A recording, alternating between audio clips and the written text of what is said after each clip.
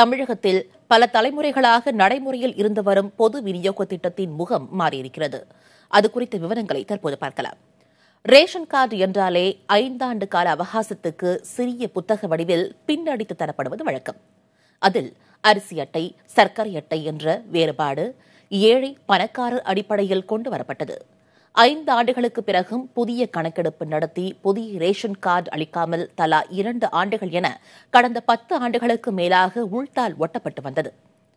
வாங்கும் பொருட்களை பதிவு செய்வது மட்டுமின்றி ரேஷன் கார்டில் பொங்கல் இலவச பை தொடங்கி டிவி, மிக்சி, கிரைண்டர், மின்விசிறி, வேட்டி சேலை என நீளும் இலவசங்களை பெறும்போதும் முத்திரை பதிக்கப்படுவது வழக்கம். குடும்பத் தலைவர் தொடங்கி குழந்தைகள் வரை பெயர் இடம்பெறுவதால் முகவரி மற்றும் அடையாள சான்றாக குடும்ப உறுப்பினர்கள் அனைவரும் ரேஷன் கார்டை பயன்படுத்துவதுண்டு. ஆனால் இப்போது முற்றிலும் முகம் மாறி பான் கார்டு, ஓட்டுநர் உரிமம், ஏடிஎம் கார்டு, கிரெடிட் கார்டு போல கையடக்க அட்டையாகி உள்ளது குடும்ப அட்டை. அதன் விவரங்கள், பயன்பாடுகள், பயன்படுத்தும் முறை ஆகியவை மக்களுக்கு இனிமேல்தான் தெரியவரும்.